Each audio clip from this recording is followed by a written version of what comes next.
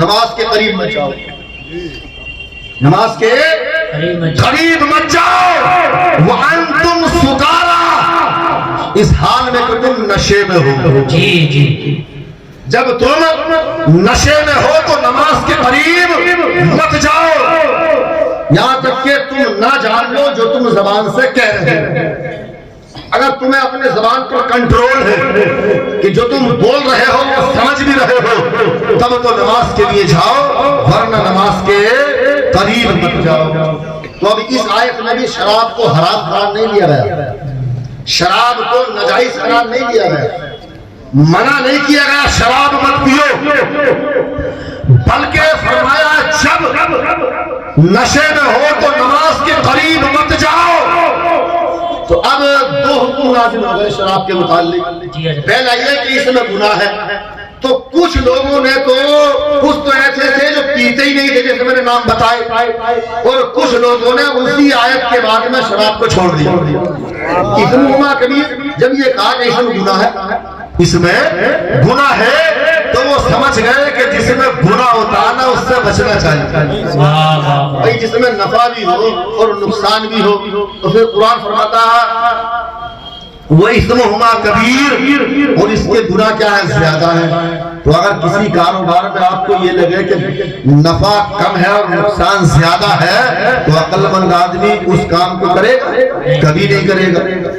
تو کچھ لوگوں نے تو اسی آیت کے بعد میں شراب کو چھوڑ دیا، اور جو اب بھی پیتے تھے تو جب یہ آیت نازل ہوئی کہ تم نماز کے قریب مت جاؤ وانتم سکارا، اس حال میں کہ تم نشے میں ہو، تو اب کچھ اور لوگوں نے شراب کو چھوڑا اور کچھ طریقہ الگ چینج کیا۔ عصر سے پہلے شراب پی لیتے تھے، عصر کی جب نماز پڑھنے جاتے تھے تو نشے سے مکت ہو کر جاتے تھے، پھر عصر کے بعد مغرب کا ٹائم ہے تو عصر بعد بھی نہیں پیتے تھے، اور پھر مغرب سے عشاء کا ٹائم بہت تھوڑا ہے تو عشاء بعد بھی نہیں پیتے تھے، یار پھر نماز کا ٹائم ہو جائے گا، اتنے نشہ نہیں اترے گا، اتنے نماز کا ٹائم ہو جائے گا۔ تو اب عصر سے لے کر عشاء تک کوئی شراب نہیں پیتا تھا، لوگوں نے شراب پینا کم کر دیا۔ اب یار آپ قرآن کا طرز دیکھو، قرآن کا طرز تحریر دیکھو، اگر رب چاہتا تو ایک مرتبہ حکم نازل فرما دیتا اے لوگوں شراب حرام ہے چھوڑ دو، لیکن نہیں، پروردگار عالم اللہ اکبر جانتا ہے کہ ان کی رگ رگ میں شراب بسی ہوئی ہے، یہ پہلے سے شراب پیتے ہیں، شراب رگ رگ میں بسی ہوئی ہے۔ عالم یہ ہے کہ کھانا ملے یا نہ ملے لیکن شراب ضرور مل جائے، اور جو اتنا عادی ہو اس کو چھڑانے کا طریقہ یہ ہے کہ اسٹیج بائی اسٹیج آہستہ آہستہ ان سے چھڑائی جائے۔ بہت خوب ماشاءاللہ۔ اب لوگوں نے شراب پینا کچھ کم کر دیا، لیکن حرام ابھی بھی نہیں، ابھی بھی حلال جو پی رہے ہیں وہ ابھی بھی مجرم نہیں۔ پھر اتفاق یہ ہوا کہ ایک دن ایک اور صحابی کے گھر دعوت ہوئی، ایک اور صحابی نے دعوت جس میں بڑے بڑے اجلہ صحابہ تشریف فرما دعوت میں، اور جب اہل عرب دعوت ہوتی ہے تو دعوت کے بعد میں پھر عربی قصیدے پڑھے جاتے تھے، نعت تعریف اپنے اپنے قصیدے لکھتے جاتے تھے، وہ بیان ہوتے تھے۔ تو دعوت ہوئی، اور دعوت کھانے کے بعد میں شراب کا دور چلا، تو بعضوں نے پی کیونکہ ناجائز نہیں تھی، اور شراب پینے کے بعد میں ایک صحابی رسول حضرت سعد بن ابی وقاص غالباً وہ کھڑے ہوئے اور انہوں نے عربی زبان میں ایک قصیدہ پڑھا، ایک کلام پڑھا، اور جس کلام کے اندر ان کے اپنے خاندان کی تعریف تھی، اپنے خاندان کی تعریف تھی، اور ساتھ ہی ساتھ قبیلہ انصار کی ہجو یعنی برائی تھی، قبیلہ انصار کی ہجو تھی، اور قبیلہ انصار ہی کے ایک شخص کے گھر دعوت چل رہی تھی۔ اب جس کے گھر دعوت ہو یا اسی کی برادری کی برائی کا آپ شعر کہہ دو تو اسے اچھا لگے گا۔ جب اس صحابی نے وہ اپنا قصیدہ پڑھا تو اپنے خاندان کی تعریف اور انصار کی ہجو، انصار کی برائی، نشے میں تھے پڑھ رہے تھے، احساس نہیں ہوا کہ مالک مکان کی برائی ہو رہی ہے،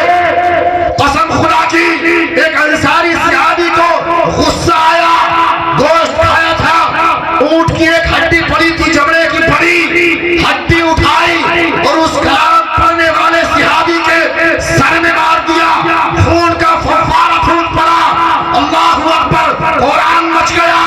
اب یہ کوئی چھوٹا حادثہ نہیں تھا، اب یہ کوئی چھوٹا معاملہ نہیں تھا، ایک بڑا معاملہ بن گیا ہے۔ قسم خدا کی آپس میں اختلاف ہو گیا، لڑائی ہو گئی، تب نبی کی بارگاہ میں مسئلہ پہنچا، تب میرے نبی میں رنجیدہ خاطر ہو، جی جی میرے نبی کی بارگاہ میں پہنچا، ابھی بھی کوئی حکم نازل نہیں ہوا۔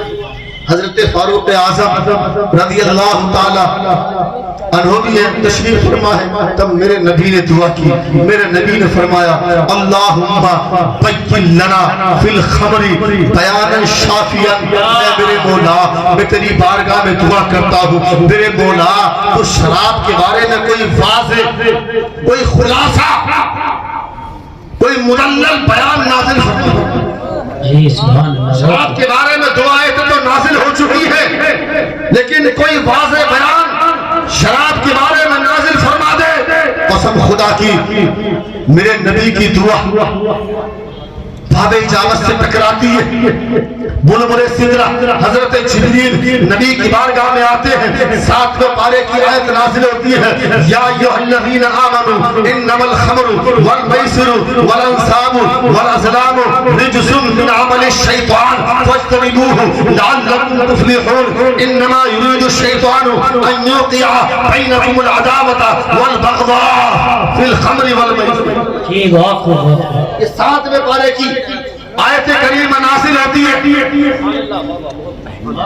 کہ اے ایمان والو انما الخمر والمیسر والانصاب والازلام رجس من عمل الشیطان۔ جی جی یہ آیت ہے جس کے بارے میں، جس کے نازل ہونے کے بعد شراب کو حرام قرار کہ اے ایمان والو انما الخمر والمیسر والانصاب والازلام، یہ شراب، جوا، بت پرستی اور قرآن اندازی کے تیر، رجس من عمل الشیطان، یہ سب کے سب شیطانی کام ہے۔ جی جی تم ان سے بچو تاکہ تم کامیاب ہو جاؤ۔ بہت خوب ماشاءاللہ۔ انما یرید الشیطان ان یوقع بینکم العداوۃ والبغضاء فی الخمر، کہ بے شک یار شیطان تو یہ چاہتا ہے کہ تمہارے درمیان شراب اور جوئے کے ذریعے دشمنی اور بغاوت ڈلوا دے۔ جی جی جی تمہارے درمیان شراب کے ذریعے دشمنی اور بغاوت ڈلوا دے۔ جب یہ آیت نازل ہوئی نا تو تاریخ کے اندر آتا ہے، مسجد نبوی میں میرے آقا کی بارگاہ میں یہ آیت نازل ہوتی ہے۔ قسم خدا کی میرے نبی ایک منادی کو بھیجتے ہیں، جاؤ مدینے کی گلیوں میں اعلان کر دو آج کے بعد کوئی شراب نہیں پیے گا، آج کے بعد کوئی شراب کو ہاتھ نہیں لگائے گا، آج کے بعد کوئی جوا نہیں کھیلے گا۔ قسم خدا کی تاریخ کے اندر آتا ہے اس وقت مدینے کے کچھ گھروں کے اندر محفلیں جمی ہوئی تھی، لوگ شراب پی رہے تھے، کسی کے ہاتھ میں جام تھا، کسی کے ہونٹوں کے قریب جام تھا، کسی کے شراب کے مٹکے بھرے ہوئے تھے۔ تاریخ کے اندر آتا ہے صحابہ اکرام بیان فرماتے ہیں کہ ہم ایک مجمع میں شراب پی رہے تھے، باہر سے آواز آتی ہے اے لوگوں سنو، نبی کا فرمان ہے شراب حرام ہے، شراب کو ہاتھ نہ لگانا۔ قسم خدا کی بیان فرماتے ہیں کہ ہمارے ہاتھوں میں جام تھے، اب ہم نے یہ نہیں دیکھا کہ اس میں سرور ہے کہ نہیں ہے، اب ہم نے یہ نہیں دیکھا یہ قیمتی ہے کہ نہیں ہے، بلکہ ہم نے جس کے ہاتھ میں جام تھا اس نے جام توڑ دیا، جس کے ہونٹوں کے قریب تھا اس نے ہونٹوں سے چھوڑ دیا، جس کے گھر مٹکے بھرے ہوئے تھے اس نے اپنے مٹکوں کو توڑ دیا۔ نعرہ تکبیر، نعرہ رسالت، نعرہ غوثیت، مسلک اعلی حضرت حضرت علامہ مفتی محمد مظفر صاحب قبلہ، حضرت علامہ مفتی مظفر حسین مصباحی صاحب قبلہ، اصلاح معاشرہ کانفرنس علماء اہل سنت۔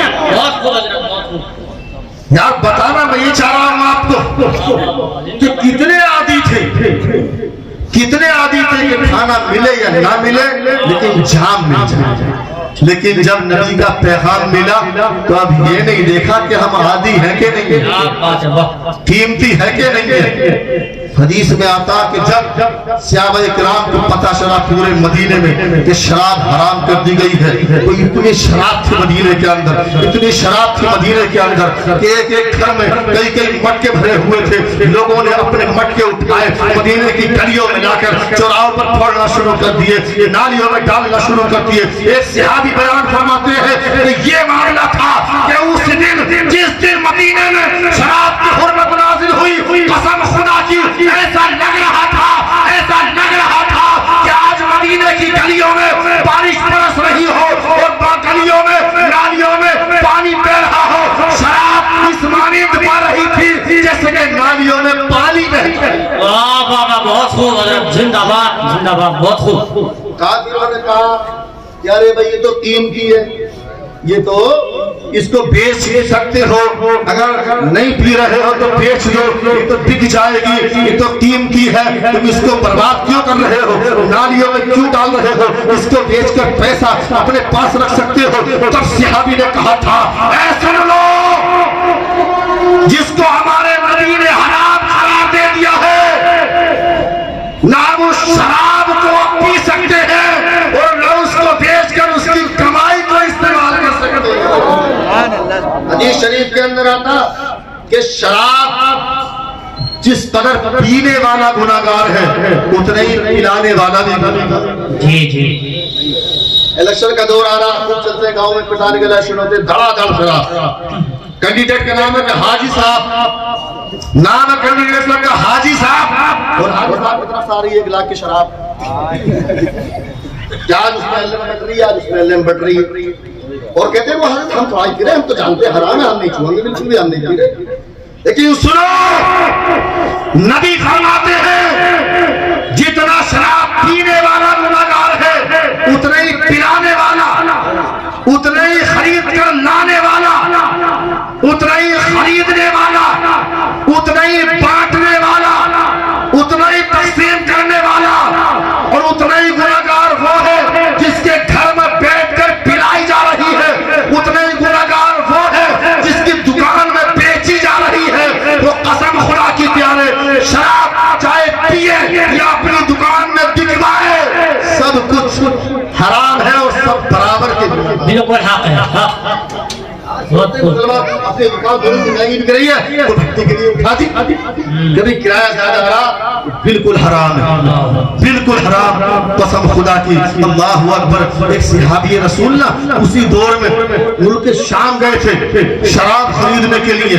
اس دور کے حساب سے لاکھوں روپے کی شراب وہ جانوروں پر سوار کر کے لا رہے تھے، مشکل سے بھرے ہوئے تھے. تمام خاندان والوں کے پیسے لے جا کر وہ تجارت میں لگا چکے تھے، لاکھوں روپے کا مال تھا. ابھی مدینے میں داخل نہیں ہوئے ہیں، مدینے کے باہر ایک پہاڑی کے قریب ہے، خبر پہنچ گئی، اے سنو سنو، میرے نبی نے تو شراب کو حرام قرار دے دیا ہے، تم شراب خرید کے لا رہے ہو. قسم خدا کی یاد، اگر ہوتا کوئی آج کا مسلمان اللہ اکبر تو وہیں سودا کر دیتا، وہیں سے پیسے لے کر گھر کو آ جاتا. لیکن قربان جاؤ اس صحابی رسول پر جب خبر پہنچی، مدینے سے باہر ہیں، جب خبر پہنچی تو اسی پہاڑ پر اپنے قافلے کو روکا، اور روکنے کے بعد اس شراب کو بیچا نہیں، سودا نہیں کیا، بلکہ جو لاکھوں کی شراب تھی وہ ساری شراب اسی پہاڑ پر سارے مٹکے توڑ دی. سب مٹکے توڑ کر یہ احساس نہیں کیا کہ جن کا مال لے کر آیا ہوں وہ اپنے پیسہ بھی مانگیں گے. یہ احساس نہیں کیا کہ میں نے اس میں لاکھوں کا مال لگایا ہے، وہ مال برباد ہو جائے گا. تو قسم خدا کی پیارے، صحابہ کرام کی زندگی پر غور کرو. میرے نبی نے فرما دیا شراب حرام ہے تو حرام. درود پاک چلیے.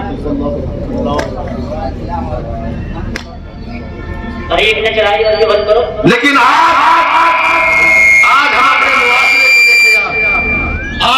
ہمارا معاشرہ اگر تباہ ہو رہا ہے تو سب سے زیادہ ہمارا نوجوان اس شراب کی وجہ سے تباہ ہو رہا ہے. آج ہماری کوئی شادی ایسی نہیں ہوتی ہے جس کے اندر شراب کے جام نہ چلتے ہو، کوئی بیاہ ایسا نہیں ہوتا ہے جس میں کسی طریقے سے شراب نہ پی جا رہی ہو. ہمارا نوجوان ہے، قسم خدا کی یار، اس باپ سے پوچھو اس باپ کا جوان بیٹا شام کو شراب پی کر گھر آتا ہے، اس ماں سے پوچھو اس ماں کا جوان بیٹا شام کو شراب پی کر گھر آتا ہے. ان بال بچوں سے پوچھو یار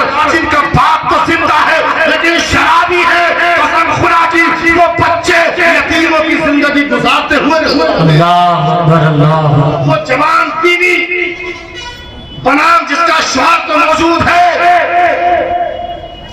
جس کے سر پر اس کے شوہر کا سایہ تو ہے، لیکن وہ شرابی ہے، وہ عورت بیواؤں جیسی زندگی گزارتی نظر آتی ہے۔ محلے کے دوسرے لوگ اس پر نظر رکھتے ہیں، اس کی عزت و آبرو کا سودا کرانے کے لیے تیار رہتے ہیں۔ قسم خدا کی یار، ہمارا نوجوان، اے نوجوان، تجھ کو یہ زبان اس لیے دی گئی تھی کہ تو شراب پیے، تجھ کو یہ زبان اس لیے دی گئی تھی کہ تو شراب پیے، بلکہ اٹھا یار اپنی ہسٹری، پروردگار عالم نے تجھ کو ماں کے پیٹ سے پیدا فرمایا ہے، اور جب بچہ 9 مہینے نعرے تکبیر، نعرے رسالت، نعرے غوثیت، مسلکی اعلیٰ حضرت شاعر اسلام مطہر خیرمان شفیق رضا رامپوری صاحب قبلہ، شاعر اسلام رامپوری صاحب قبلہ، شاعر اسلام شفیق رضا رامپوری صاحب قبلہ۔ 9 مہینے جب بچہ پیٹ میں ہوتا ہے اس کی غذا کیا ہوتی ہے؟ کبھی آپ نے سوچا ہے؟ وہ خون سے پلتا ہے، وہ خون سے پرورش پاتا ہے۔ اللہ اکبر، رب ماں کے پیٹ میں اس کی پرورش خون کے ذریعے کر رہا ہے، اور خون ناپاک چیز ہے، خون غلاظت ہے، اس غلاظت سے پروردگار عالم اس بچے کی پرورش کر رہا ہے۔ لیکن کبھی سوچا ہے یار پرورش کرنے کا طریقہ کیا ہے؟ خون تمہارے پیٹ میں رب پہنچا رہا ہے، لیکن کس طریقے سے پہنچا رہا ہے؟ وہ ناف کے ذریعے پہنچا رہا ہے۔ ہوتا نہیں ناف میں آنکھ لگی ہوئی ہوتی ہے، ناف کے ذریعے پہنچا رہا ہے۔ کیا رب اس بات پر قادر نہیں تھا کہ وہ ڈائریکٹ منہ کے ذریعے تمہارے پیٹ میں خون پہنچا کر تمہاری غذا بنا سکتا تھا؟ لیکن نہیں، رب منہ کے ذریعے خون نہیں پہنچا رہا ہے، بلکہ ناف کے ذریعے پہنچا رہا ہے۔ گویا کہ